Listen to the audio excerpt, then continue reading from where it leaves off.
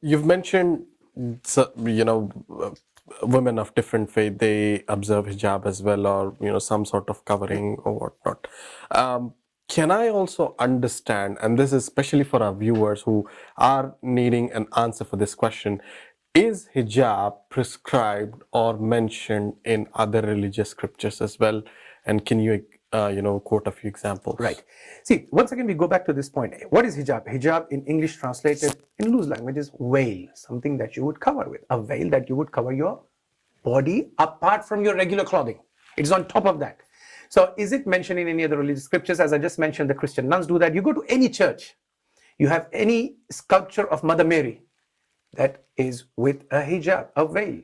You go to any Hindu temple where one of the most popular god of Hindu faith, which is Lord Rama, his wife, who's considered as Sita Maya, they call her as Mother Sita, one of the most revered women in Hindu faith, she is always having a veil on top of her. In any sculpture, any idol of Sita, there in any temple of the world, you will see that she is having a veil on herself.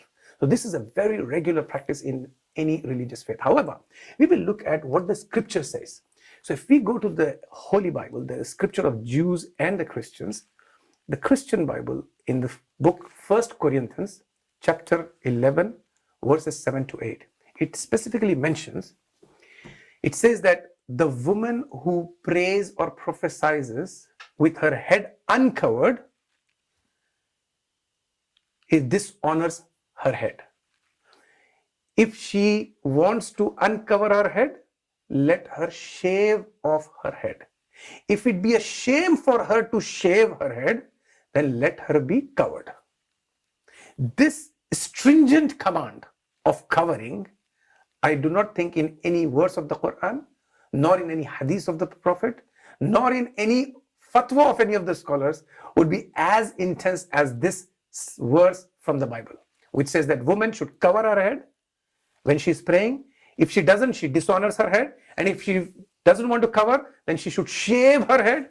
And if she feels ashamed of shaving her head, then the only choice is she should cover her head. And this is one of the reasons you see the nuns and all the practicing Christians, they cover their head. You see Mother Teresa, one of the pioneers in India of charity. All her images would be with a veil. If you didn't know her name was Mother Teresa in the photo, you would think she's a Muslim. That is how it would be perceived. Moving further to another scripture of Hindu faith, for example. In Hinduism, right now in India, which happens to be a majority Hindu society, and this is where the Hindu extremists, the Hindutva extremists, are the ones who are challenging this idea of Muslim women wearing hijab or Muslim girls wearing hijab in the schools or colleges. So they are saying the hijab should not be allowed, the veil should not be allowed because it comes in between them and their education, whatever the ideology that is there. I want to remind them that even the Hindu scriptures, Rig Veda, it happens to be one of the most divine scriptures of Hinduism. In Rig Veda, book number 8, chapter number 33, verse number 19 and 20, it says, the Brahma has made you a woman. So lower your gaze and do not stare. Keep your feet close together and do not let the garment and the veil reveal what it conceals. This is the command given in the Hindu scriptures that the women should cover themselves.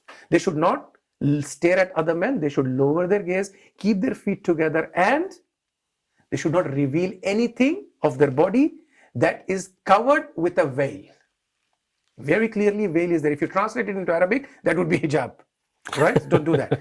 Going further, Lord Rama, as we just spoke about him, one of the most popular gods of Hindu faith, out of the millions of gods that they believe in, Lord Rama is recorded to have said, according to the book Mahavir Charitra, Act 2, page 71, when one of his uncles, Parshuram, comes, Lord Ram says to his wife Sita, he is our elder, so lower your gaze and put on your veil.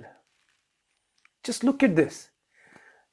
The Hindu god is commanding his wife, the Hindu goddess, that you should be covering yourself with a veil when an uncle or a strange man or another man has come, out of respect.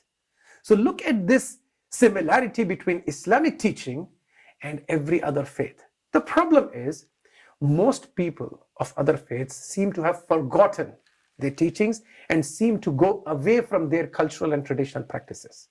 And while they do that, they seem to be questioning and challenging the Islamic concept of hijab, while they themselves are deprived of not practicing what their scriptures have commanded.